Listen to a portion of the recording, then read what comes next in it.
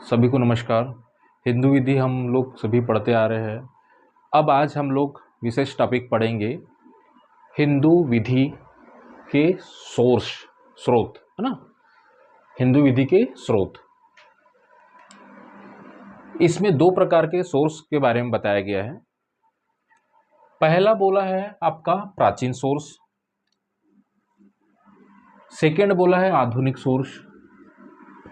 यदि हम प्राचीन सोर्स के बारे में बातें करें तो प्राचीन सोर्स में आपके श्रुति, स्मृति, भाष्य एवं निबंध एवं लास्ट जो है प्रथा है ना।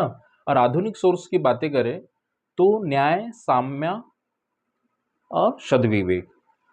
उसके बाद जो है आपका विधायन और न्यायिक निर्णय। ये आपके जो मुख्यतः दो सोर्स के बारे में बताया गया है, एक आपका प्राचीन और आधुनिक मॉडर्न सोर्स। यदि हम बातें करें प्राचीन सोर्स में श्रुति की, तो श्रुति का मतलब ही होता है सुना हुआ, है ना। यदि प्राचीन समय में यदि कोई नियम, आपके जो विधि या जो रूल्स प्राचीन सभ्यता में चल रहे थे, हिंदू सभ्यता में, तो उस प्रकार से यदि कोई नियम सुना हुआ हो या लेखबद्ध हुआ हो सुनने के बाद, तो ऐसी चीज को हम क्या किसकी संज्ञा देंगे? श्रुति। और श्रुति के अंतर्गत जो आज से 1000 साल पहले की बात बोल सकते हैं, या 1500 ईसा पूर्व या 1000 ईसा पूर्व की जो घटनाएं थी हिंदू सभ्यता, या बोलना चाहिए जो मानवीय सभ्यता सामने आई, और ये जो हिंदू साम्राज्य या हिंदू सभ्यता का जो प्रादुर्भाव हुआ, आगमन हुआ, तो उस समय जो है ऋग्वेद की हम बातें करें, यजुर्वेद की बातें करें, सामवेद की बातें करें, अथर्ववेद की बातें करें, तो मुख्यतः यह 4 वेद थे। ऋग्वेद में मंत्र का संग्रहण का उल्लेख किया गया है। यजुर्वेद में यज्ञ के नियमों को बताया गया है, विस्तृत जानकारी दी गई है। सामवेद में सूर्य भगवान या सूर्य देव की स्तुति या प्रार्थना के बारे में मंत्र का उल्लेख किया गया है। उसी प्रकार अथर्ववेद जो है सबसे अंतिम वेद है, और ये बहुत सालों के बाद इसकी रचना की गई थी। इसमें ब्रह्म ज्ञान, धर्म के बारे में, धर्म के ज्ञान, समाज निष्ठा और औषधि प्रयोग, प्राचीन समय में जो औषधि पाई जाती थी उसका प्रयोग किस प्रकार करना है, कौन सी औषधि से कौन से रोग निवारण किया जा सकता है, उस प्रकार के इसमें औषधि का ज्ञान भी बताया गया है। मंत्र, तंत्र और जो तांत्रिक प्रयोग होते थे, तंत्र का प्रयोग किया जाता था, उसके बारे में भी इसमें विस्तृत जानकारी दिया गया है। इसके पश्चात जो आता है वेदांग। जब वेद कंप्लीट हो गए थे तो उसके कुछ वर्षों बाद जो है वेदांग का प्रारंभ हुआ, और जो है 6 वेदांग बताए गए। पहला है कल्प, व्याकरण, छंद, शिक्षा, ज्योतिष और निरुक्त। यदि कल्प की बातें करें तो कल्प का मतलब होता है सूत्र, है ना, फार्मूला। तो सूत्र से, इससे ये संबंध है कल्प से कि विधि एवं नियमों का उल्लेख किया गया था। उस समय नियमों और जो विधियां चल रही थी, प्रचलित थी, उसका उल्लेख किया गया है धर्म के अकॉर्डिंग। व्याकरण, व्याकरण में क्या है? नामों, जो नेम थे, एवं धातुओं की रचना। जैसे हम पढ़ते आए हुए हैं, पहले हम लोग हिंदी में पढ़ते थे, उपसर्ग व प्रत्यय का प्रयोग हमने पढ़े हैं। उसके साथ साथ समासों एवं संधि आदि का जो नियम है, ये उस समय की व्याकरण में उल्लेख किया गया है। उसी प्रकार छंद,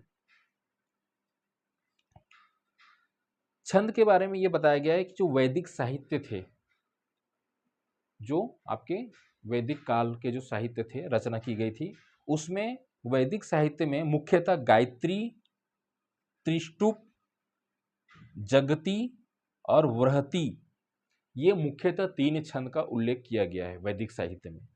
तो ये छंद को स्पष्ट करता है। शिक्षा, शिक्षा जो हम आधुनिक परिप्रेक्ष्य में शिक्षा ग्रहण ले रहे हैं, या मैकाले पद्धति की जो शिक्षा हम प्राप्त कर रहे हैं, पर प्राचीन जो हिंदू सभ्यता थी या प्राचीन भारत था, उसमें शिक्षा का जो मुख्य स्वर जो था, यानी जो शिक्षा देने का जो भाव था, वो यह था कि जो वैदिक स्वर जो है, वैदिक स्वरों का शुद्ध उच्चारण हेतु शिक्षा का निर्माण किया गया। जो वैदिक सूत्र जो पहले लिखा गया था वो लगभग संस्कृत भाषा में लिखी गई है, और संस्कृत भाषा को अलग अलग भाषा में उच्चारण बनाया गया। उस संस्कृत भाषा को फिर आधुनिक परिप्रेक्ष्य में उसके स्वरों का शुद्ध उच्चारण किया गया, इसलिए शिक्षा का निर्माण किया गया। ज्योतिष, ज्योतिष का आपके प्राचीन समय से लेके आधुनिक समय तक विकास होते रहा है और आगे भी होने लगेगा, है ना। तो इस प्रकार ये ज्योतिष स्पष्ट है।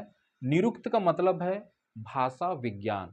यदि कोई एक ऐसा शब्द है जिस शब्द का अर्थ हमें निकालना है, तो उसके लिए निरुक्त शब्दावली का यूज किया गया है। निरुक्त का मतलब ही होता है भाषा विज्ञान, किसी शब्द का अर्थ बताता है ना। तो ये निरुक्त है।